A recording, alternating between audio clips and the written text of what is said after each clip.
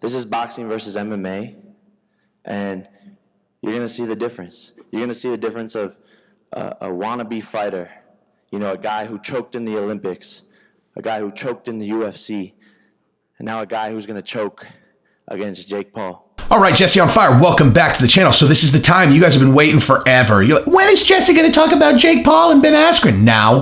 Now, son, now.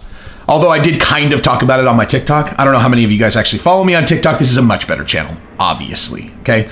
But we're going to talk about that press conference. We're going to talk about what I think is going to happen because I have changed my mind. I've changed my mind, okay? I've changed my mind. Now, I wasn't super confident before. I mean, I was kind of confident, but I'm not very confident anymore. All right, well, no, I think I've actually completely changed my mind, actually. So originally, I thought Jake Paul was going to win. Now I don't. But we're going to talk about all of it. I want to talk about Jake Paul being super annoying in the press conference and not just looking out of his depth in general, like embarrassing himself. Well, I'm trying to wait for you to stop talking. Okay. So anyways, like, this is typical bully behavior, but obviously sometimes This is the fucking fight game. This is the fucking fight game, you pussy-ass bitch. This is the fucking fight game. Yeah, I'll bully you around just like I'm going to bully you in the ring. Shut the fuck up. You sound like a middle schooler. Oh, he's bullying me. Shut the fuck up. And Ben Askren looking like a boss. they have somehow convinced their fans that they're real fighters. It's tremendous. It's, you know, it takes an act, it takes a show. He's done that. He says, pulling the fire truck, me eating rice and chicken and shit like that. Like, I'm in this for life. That's tremendous. Appreciate that, Jake. Suck a dick. You know, again, if Jake and I met in an alley, I would just do a homicide if I wanted to. Looking like someone who's been there before, you know, and kind of knew exactly how to play it, right? And then I'm going to talk about the fight. Then I'm going to talk about Jorge Masvidal and his kind of relationship with Jake Paul. And then I'm going to talk about what it's like to be in a fight gym and why I think Jake Paul is probably actually pretty cool in real life, even though he's presenting a version of himself at the press conferences that is embarrassing, right? But embarrassing in the right way because people are talking about it. I mean, literally, okay. So if you like the content, subscribe and ring the bell. I am a unique dude that is going to give unique takes, okay? I've spent much time in fight gyms, okay? A lot of time in fight gyms. So I can speak with intelligence to a lot of this stuff. And simultaneously, I'm also a, you know, kind of like a human genius as it relates to, not human, a genius about people, okay? Not an actual genius myself, although maybe that. But mostly a genius as it relates to analyzing people and then predicting what's inside of them, you know?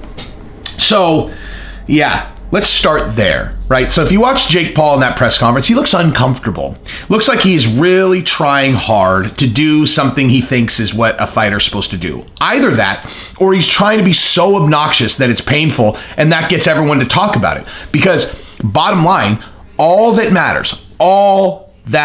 matters is that people talk, okay? So if you go in there and you're so cringy that people want to die, right? It's still getting people to talk, right? Like, I found him repulsively cringy, like cringe to a level that actually, okay, I'm going to be, full disclosure, I'm going to talk about their press conference right now. You want to know how much of that I watched? This is not a lie. 3 minutes, maximum. And that's like, oh my God, like fast forward. And then I watched another minute. I was like, oh my God, like fast forward. I was like, oh my, you know, like I was one of those guys that used to watch reality shows, and obviously after being on multiple reality shows and seeing behind the curtain, I can't watch them anymore. But like before that, I used to watch, my roommate, my best friend and I, we used to watch like Love Island and stuff like that.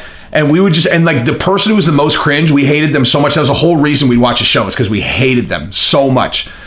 That's kind of how Jake Paul felt to me. Like, and I'm saying, I think I would get along with him in real life. I mean, like, what are the, I mean, you know, I could certainly tell you that if I was 24 years old, I would get along with him really well, you know. But, you know, I don't know. I mean, listen, okay, so Ben Askren looked like a boss in that press conference. He looks like a guy who's been there before. He also knows exactly how to handle Jake Paul in that environment. Because look, it's not like Ben Askren has nothing on the line here, right? He can't lose to Jake Paul. Like, you guys understand that, right? Like, everybody understands Ben Askren cannot lose to Jake Paul. If he does, I mean, I realize Ben Askren doesn't take himself super serious, but I promise you he takes himself serious enough that if he loses in a boxing match to a fucking YouTuber, he is not going to feel very good about that. And he'll never live it down, especially if he gets knocked out. Okay. Now, what did we learn? Okay. Let me ask you this. Let me ask you one question. Okay. What did we learn about the difference between getting knocked out in mixed martial arts and and getting knocked out in boxing when it came to Conor McGregor as a puncher, boxing versus MMA? Ready? What did we learn? Because the answer is, it's a hell of a lot harder to knock someone out in boxing than it is to knock them out in MMA, right?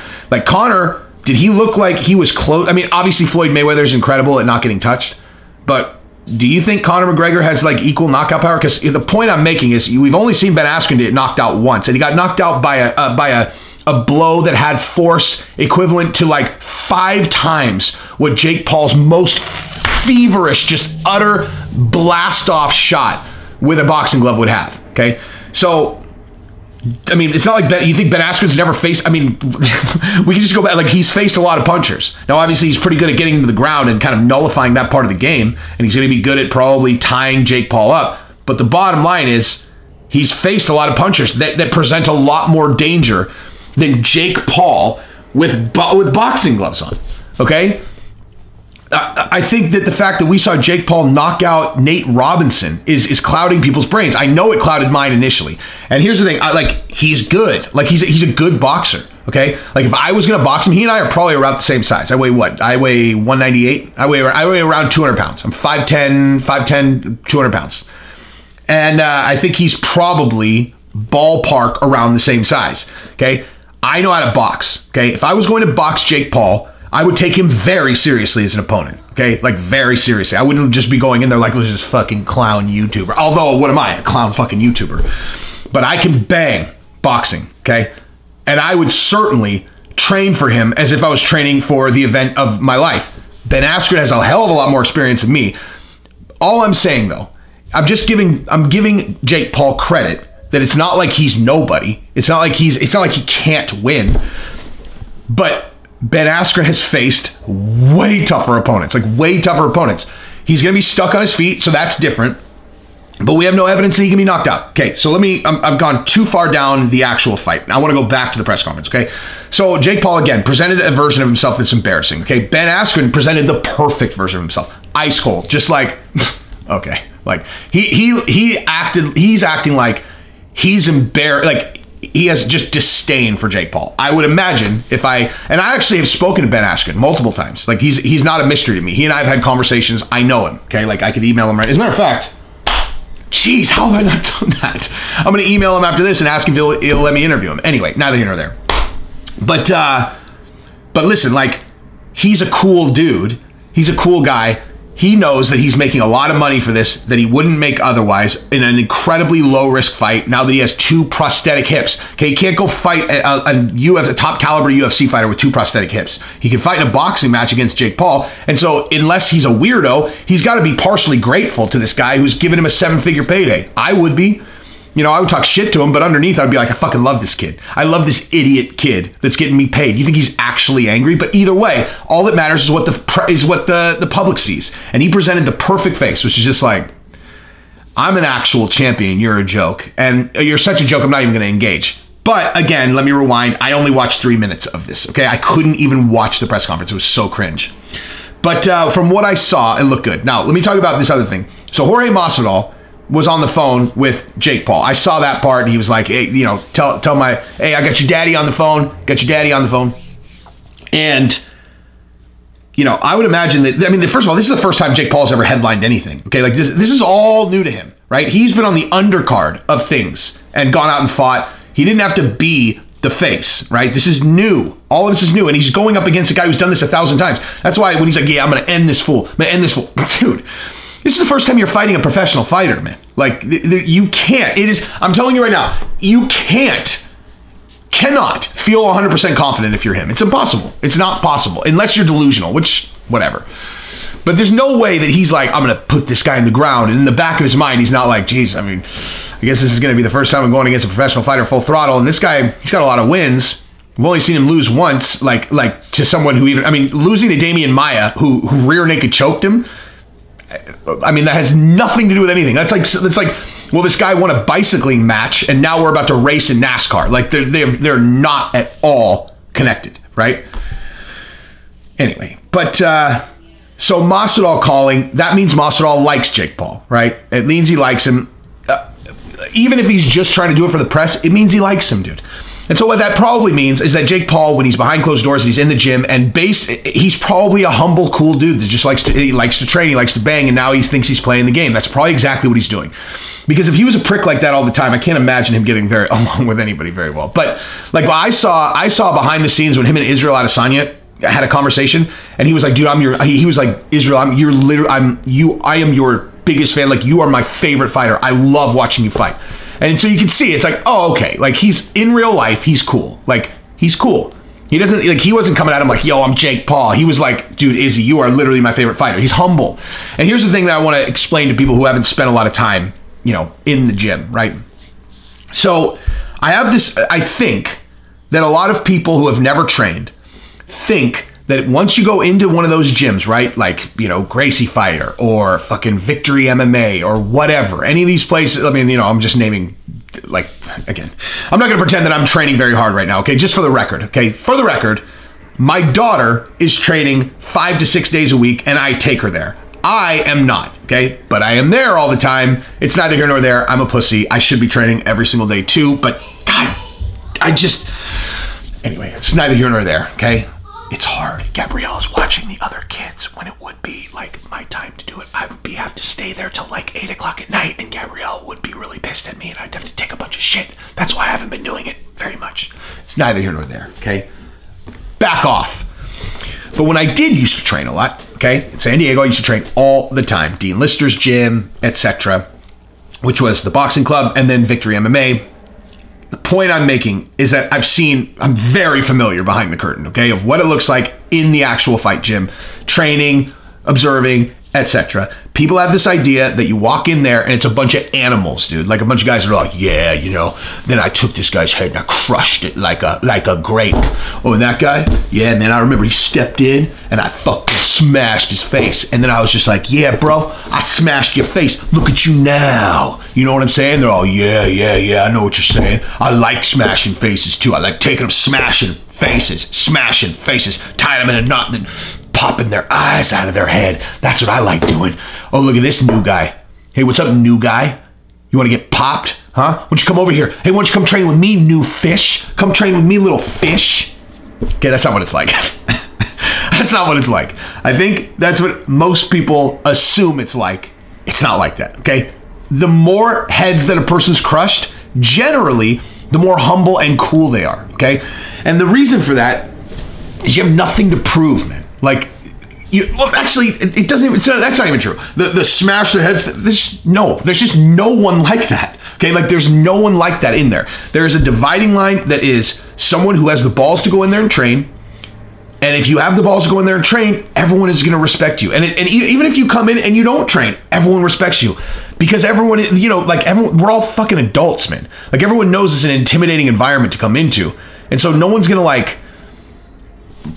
to try to make it heavy. Like everyone is super calm. Everyone is super humble. Everyone's trying to learn from each other. Everyone's asking, I make sure that if I don't care what kind of gym I'm in, if I'm in a jiu-jitsu gym, right, and I'm practicing a technique on a bag, like kickboxing that I figure they probably don't know, and they ask me a question, first of all, I'm flattered that they would even ask me, and then I'll ask them something about, it's a collaborative environment. It is chill. It's cool.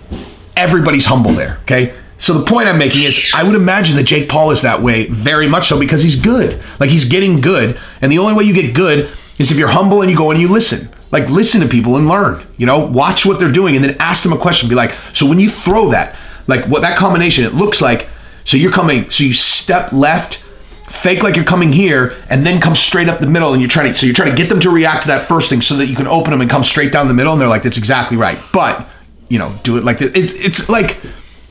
It's like being in a college group where you guys are working on a project. If it's cool. Okay. This is Tangent City. I don't know how we got all the way here. The point I'm making is if Masvidal likes Jake Paul, I'm sure Jake Paul is super chill and humble when he trains like everyone else. Like every other person that trains, for the most part. Every once in a while you get a dick, but they're just a dick, Anyway, so I would imagine Jake Paul's cool. He's playing a role. He's doing an okay job of it. Ben Askren's doing a great job. I think Ben Askren's going to win now, though. Now I think Ben Askren's going to win. I think he's going to make him tired. I think he's going to make Jake Paul tired. I think he's going to land more stuff than people think. When you watch that Nate Robinson fight, Jake Paul was kind of throwing the same stuff for the most part up until he got him hurt, and then he threw that up. Dude, that finishing series was pretty strong, though. I just don't see it against a guy with as much experience as my boy Ben Askren, though. So I don't know. I mean, listen, I want to root for Ben Askren just because. But Jake Paul's a spectacle, man. I don't know. I love fights. I love fighting. I love fights. I love it all. I love it all. I don't love fighting enough to have my wife want to scream at me every time I come home. It's already a stretch for me to get to go take Giselle every single day. And Giselle being able to defend herself is much more important than me getting better at jiu-jitsu when I already can smash heads. You know what I mean? Like if I go and I take Giselle from 4 p.m., I leave at 3:30 every day, come home at 8, it's not going to work, man. I can't be gone for 5 hours a day. Stop breaking my balls, okay? I would love to train. I would prefer for my daughter to train, though, okay? Fuck, man. This is like a confessional, you know? It's a confessional. Anyway, but, yeah. I love you guys. So, subscribe to the channel, ring the bell, tell your friends. By the way, you should have seen Giselle at practice yesterday. She fought 3 boys. She choked them all out. Well, she key locked one of them. She choked another one out. She choked this other one out 5 times. Literally, like, all boys. Like, they have moved her up to a new group. Like, now she doesn't just spar with these girls over here. She spars with the boys over here, and she beats them. Her guard is getting bananas. Coach literally was like, after practice, he goes, Giselle, superb job. I was like, yes. I get so much more satisfaction out of her getting better than I would myself. So, anyway, if you like the content, subscribe and ring the bell. Tell your friends.